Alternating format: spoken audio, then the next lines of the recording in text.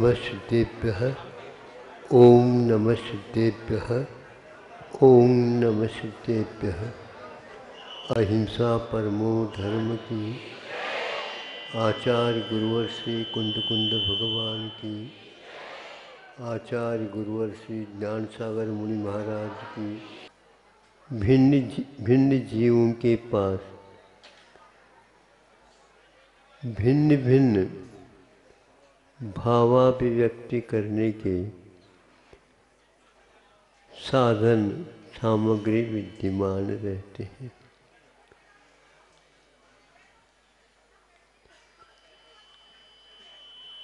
कभी कभी सोचने से ऐसा लगता है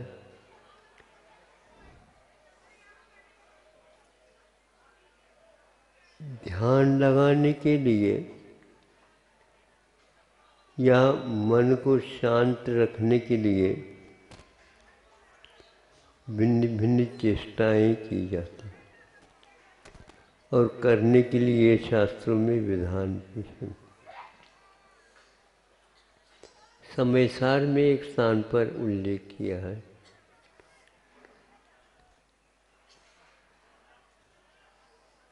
धारणा बनाओ। यदि धारणा बनाते हैं मन की एकाग्रता हासिल होती, और यदि धारणा बनाए बिना बैठे उसमें मन की साधना नहीं किंतु दुर्भावना आदि को उसमें शामिल हो जाए। मौन लेने से पूर्व में किसी ने कहा महाराज कुछ दिन के लिए मौन दे दो।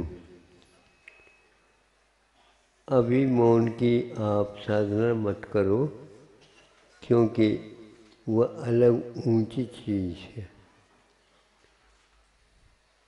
फिर क्या करें महाराज, मन तो टिकता नहीं। मन को टिकाने के दूसरे और साधन हैं, उसको हम आपके लिए दे देते हैं। तो ये कहा भीतर से वचन योग कब होता है अथवा हम बोलने की इच्छा कब करते, इसका अध्ययन करो। हम बोलते आप नहीं है, लेकिन बोले बिना रहते भी नहीं है।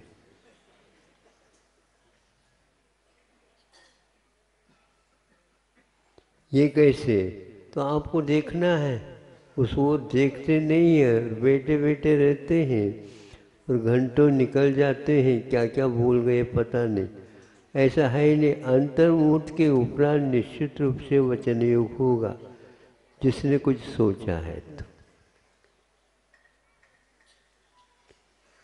सोचता है फिर इसके उपरांत एक कदम आगे बढ़ जाता है वचन योग में। फिर इसके उपरांत उसमें शांति उसको नहीं मिलती है तो काय की चेष्टा और कर लेता। कोई व्यक्ति सुनने वाला नहीं है तो उसको बुलाता है, अथवा शांत बैठा बैठा ही दूसरे कोई व्यक्ति आ गए पास, वो थोड़े से थके हुए थे, बैठना चाहते थे, तो उनको देखा तो अब ये हमारे लिए आए हैं। चालू हो गए बोलना आपका। और 10-15 मिनट हो गए, पूछ तो ले कम से कम आप कहाँ से आए। तो वो भी पूछता है आप कब से बैठे यहाँ पर।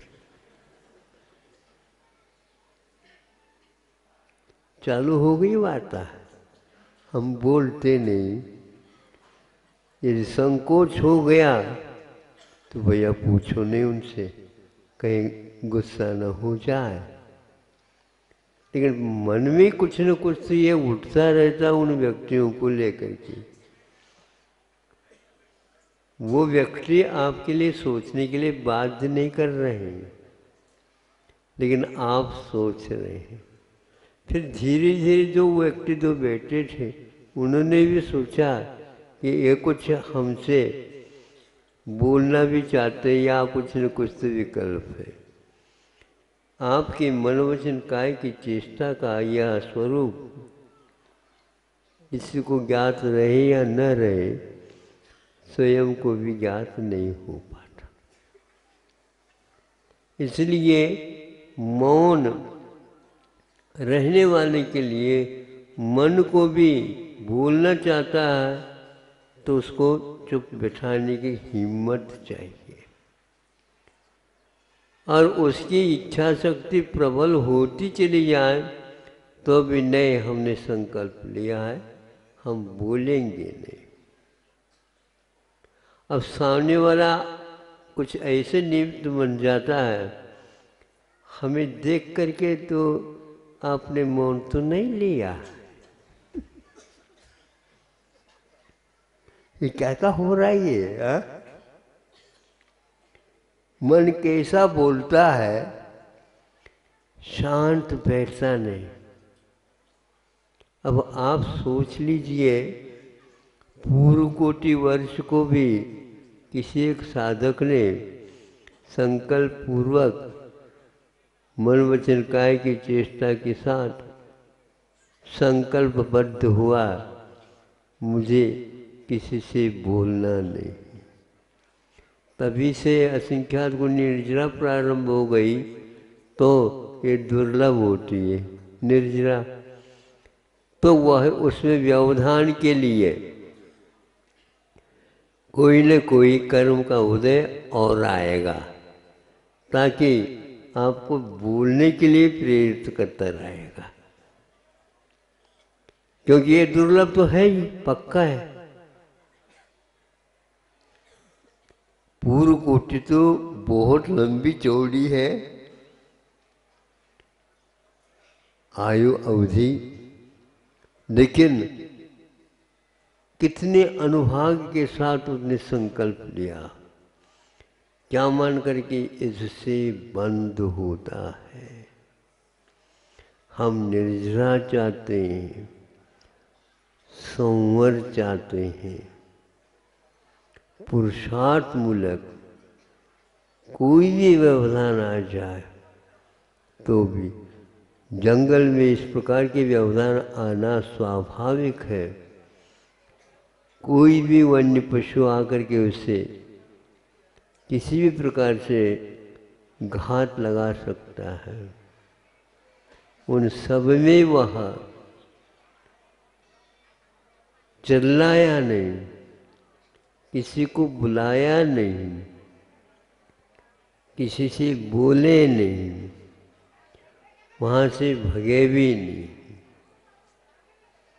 ये उपेक्षा संयम का आधार लेता है। अंतर्मुहूर्त में इसमें निश्चित रूप से परिवर्तन होता है, लेकिन फिर भी संकल्प के अनुसार यदि सोचते हैं, उस संकल्प में कोई अंतर नहीं आया। कई लोग उतावली में मौन लेते हैं, फिर इसके उपरांत महाराज हमें प्रायश्चित दो। प्रायश्चित काय को भी है।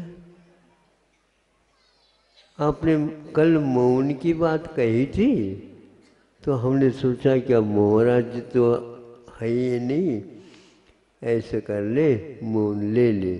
कब तक के लिए जो अपनी सीमा तक बना दिया, लेकिन वो चला नहीं, 1 घंटा भी नहीं हुआ।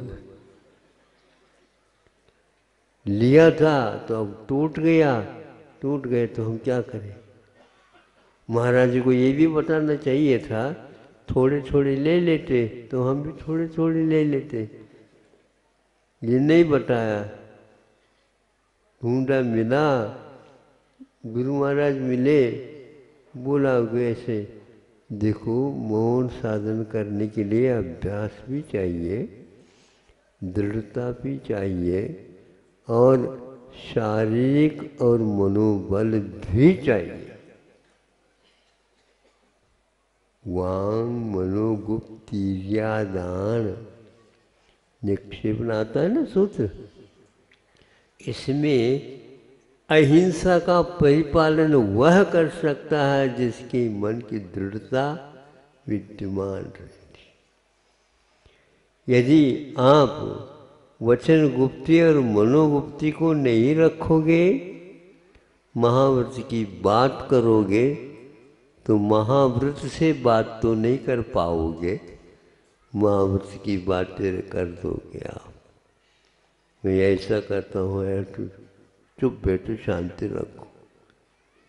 यदि मनोगुप्ती नहीं है, मन की स्थिरता नहीं है, तो आचार्य उमास्वामी महाराज कह रहे हैं हम लोगों को, वृत्तियों को, आप मन की अस्थिरता के साथ तो कब तक ये चलाओगे।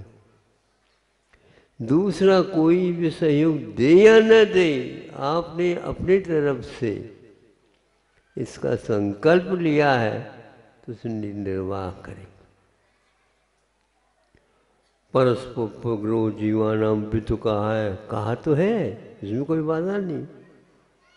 पर के ऊपर उपकार करो, क्या कौन सा उपकार करो? ये उपकार करो पर के कारण आपने महाव्रत नहीं लिया। है क्या नहीं? सही है बात। तो पर की अपेक्षा रखो क्यों? वो तो सब कर्म के ऊपर आधारित है। सहयोग मिलना नहीं मिलना, और देखो इतना हमने बड़ा पुरुषार्थ किया, इतना लंबा चौड़ा जीवन को संयत बनाया, कुछ ना आप लोग वो कर भी नहीं रहे हैं। सहयोग तो कुछ देना, नियम तो ले लो थोड़ा सा, ताकि आपके कारण मेरा महाव्रत निभ जाए। अरे तुमने सोचा ही नहीं क्या होता।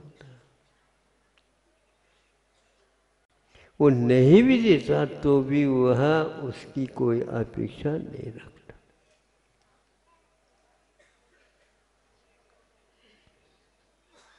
परालंबन असंयम की ओर चला जाता है। असंयम ही करे ऐसा नहीं, लेकिन संयम में थोड़े थोड़े धीरे धीरे ढिलाई के लिए कारण हो जाता। अंत में संलेखना के समय पर मौन लेने के लिए भी कहा जाता है, क्योंकि बोला ही नहीं जा रहा तो कम से कम मौन तो ले ले। भगवान का नाम तो ले नहीं सकते हम भैया। उसमें तो भैया तो कह दिया, उसमें भी भ आ गया, अभी भगवान में भी आ गया। मुख से भगवान तो बोलो, अरे भैया कितने बोले, ये बात क्यों बोल रहा है?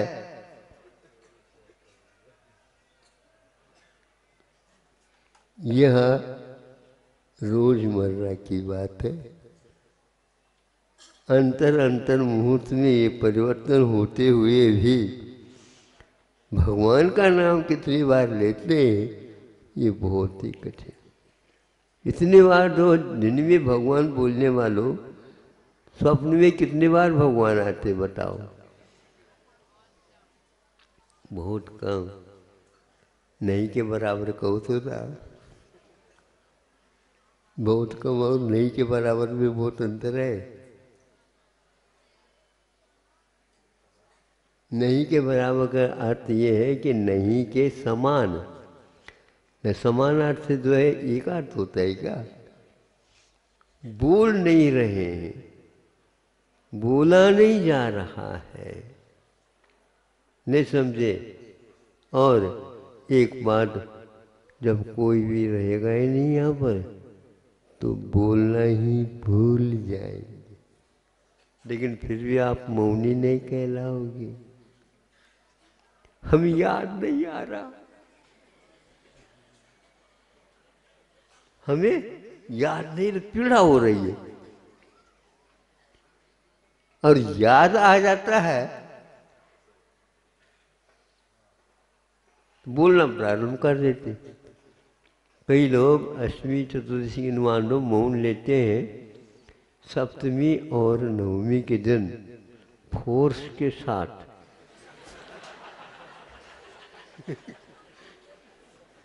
बोलते रहते। आप सुने या न सुने,